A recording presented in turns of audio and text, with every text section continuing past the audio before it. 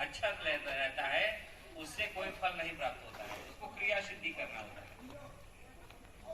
तो संघ तीन काम के नाते संपूर्ण समाज के प्रत्येक क्षेत्र में, चाहे वो शिक्षा का हो क्षेत्र, संस्कार का क्षेत्र हो, चिकित्सा का क्षेत्र हो, अन्य अन्य क्षेत्रों में जाकर और काम करते हैं अपनी स्वप्रेरणा से। क्यों? क्योंकि यह देश मेरा है, यहाँ के लोग मेरे हैं, मेरे अपने हैं। अपने कौन है? जो वंचित है, जो पीड़ित है, जो हमसे दूर थे, अब उनको हम लोग समीप ला रहे हैं, मुक्त धारा में ला रहे हैं। यही सामाजिक परिवर्तन है। राष्ट्रीय स्वयंसेवक संघ का दो कार्य है, एक है व्यक्ति का व्यक्तित्व का निर्माण करना और दूसरा समाज परिवर्तन करना। समाज के अंदर क्या परिवर्तन होगा? तो समाज में वो जो कुरीतियां है जो हमको अलग करती हैं, वो जो दोष है, जो छुआछूत है, जो अन्य चीजें हैं, अशिक्षा है, बेरोजगारी है, यानी जो संकट समाज का है, वो संकट इससे ऊपर निकलकर हमारे इस राष्ट्र की जो शक्ति है, तरह संघ का कार्य है। संघ तीन रूपों में जाना जाता है। मैंने प्रारंभ से कहा, हम लोग यह राष्ट्र देवता कौन है, इसका प्रतीक कौन है, ये प्रारंभ में बताते हैं। तो हम सब लोग यहाँ सनातन संस्कृति में गुरु के महत्व को बताया जाता है। तो गुरु हमारा कौन है? तो हमारा सबका गुरु एक है और उसके सानिध्य में रह के हम शिक्षा और संस्कार प्राप्त करते हैं, यानी अच्छे बनते हैं। तो केवल अच्छे बनते हैं ये बात वहां बोली नहीं जाती है, उसको क्रिया में लाना पड़ता है। तो क्रिया में लाने के लिए ये संपूर्ण समाज जो रहता है भारत के अंदर, जिसने जन्म लिया है, वह सब भारतीय हैं, उनसे हमारा रिश्ता है, हमारा नाता है, हमारा आपस में हमारा जो सौहार्द है, भाईचारा है, वो कैसे बना रहे, इसके लिए ये प्रकट रूप है रक्षाबंधन। और एक कार्यक्रम और होता है। लोग कहते हैं, कुछ लोग हमारे विरोधी लोग, कि संघ वाले केवल बौद्धिक देते हैं। ऐसा नहीं है। संघ जो कहता है वो करके दिखाता है। और एक कार्यक्रम और आता है समाज क्षेत्र में, वो भी कार्यक्रम बहुत प्रचलित है, उसको बोलते हैं मकर संक्रांति। तो हमने परिचय कराया कि हम राष्ट्र से एक हैं। उसके बाद राष्ट्र के रक्षा के यह व्रत लेने का और समाज की सुरक्षा का व्रत लेने का ये संकल्प हमने दोहराया। और इतना ही नहीं, तो जब तक भोजन साथ साथ नहीं होता है तब तक सामाजिक समरसता का संदेश नहीं जाता। इसलिए उसको भी प्रकट रूप में करने के लिए राष्ट्रीय स्वयंसेवक संघ वो भी कार्यक्रम करता है। केवल भाई को बहन बांधेगी या अपने परिवार में ही इस कार्यक्रम को करेंगे, ऐसा हमारी परंपरा में भी नहीं था। धीरे धीरे सिमटते सिमटते आ गया।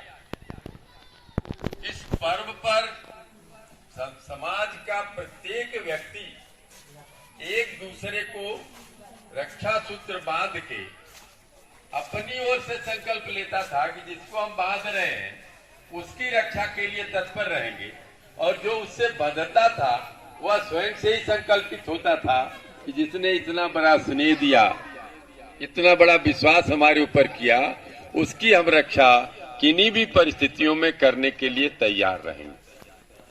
और यही संगठन, इस कार्यक्रम की जो मूल रचना है, वो संगठन की प्रारंभिक सीढ़ी बनती है। और यह राष्ट्रीय स्वयंसेवक संघ हमारा 1925 से चलने वाला संगठन, जिसका एकमात्र उद्देश्य राष्ट्रीय स्वयंसेवक संघ यानी इस देश में हिंदू समाज के संगठन का कार्य। और संगठन का कार्य तभी होगा जब हम एक दूसरे पर विश्वास करते हुए एक दूसरे के प्रत्येक परिस्थितियों में हर प्रकार से सहयोग और रक्षा का भाव लें, तभी हम एक दूसरे से जुड़ पाएंगे और संगठन बन पाएगा। इसलिए संघ के नियमित कार्यों के अतिरिक्त 6 नैमित्तिक कार्य यानी 6 उत्सवों में यह रक्षाबंधन का उत्सव शाखा पर और ऐसे अपने लोगों के बीच जो समाज के इस प्रकार के विभिन्न कार्यक्रमों से जुड़ नहीं पाए, जान नहीं पाए, या कई प्रकार की भ्रांतियों के कारण अपने मन में कुछ दुर्भावना या यूं कहिए इसके बारे में अच्छी बातें नहीं जान पाए, तो उनके बीच इस प्रकार के कार्यक्रम करके हम सभी के प्रति रक्षा का भाव संकल्पित करते हैं। आज के इस अवसर पर आप भाई बहनों, छोटे बच्चों से मात्र केवल इतना निवेदन है, आज के दिन पर जितने लोग यहाँ एकत्रित हुए हो, एक दूसरे को कार्यक्रम में रक्षा बांधते हुए प्रत्येक एक दूसरे का प्रत्येक परिस्थिति में रक्षा करने का भाव अगर लेके जाता है तो हमारा यह कार्यक्रम अवश्य पूर्णता की ओर जाएगा। ये नहीं रक्षा बांधी चल दिए, हमने बांधा, उन्होंने कुछ दिया लिया।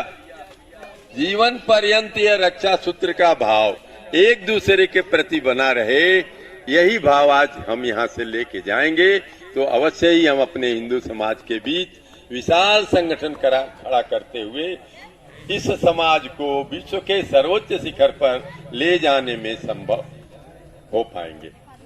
और आप सभी से हम सभी की अपेक्षाएं हैं, आप इस देश के नवनिहाल कार्यकर्ता जिनको इस देश का भविष्य उज्जवल बनाने की पूरी जिम्मेदारी है। आदरणीय भाई साहब ने बताया, ये सामान्य सी परंपराएं जब बन के हमारे जीवन में उतर के संस्कार बनती हैं, संस्कार से जब आदतों में आता है तो हम फिर बड़ा संस्कारित समाज खड़ा करने में सक्षम होते हैं। तो आज आप सभी से मेरी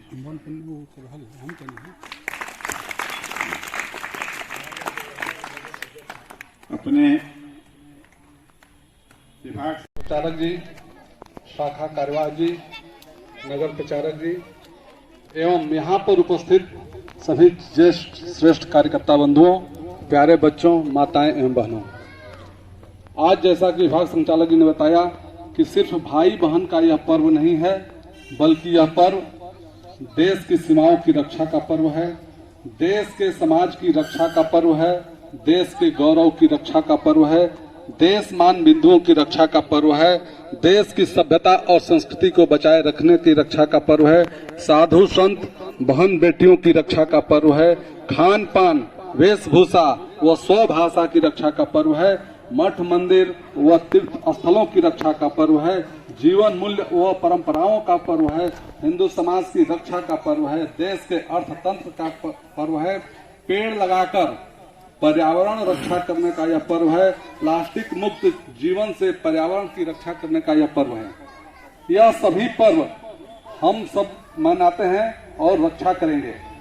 कहा गया है कि व्यक्ति और परिवार प्रबोधन, समरसता का भाव बढ़े, नित्य मिलन चिंतन मंथन से संगठना का भाव जगे, इसी भाव के बल से गूंजे देशभक्ति की फिर हुंकार, भारत माँ की जय जयकार, भारत माँ की जय जयकार। आप सभी एक बार बोलेंगे, भारत माता की, भारत माता की।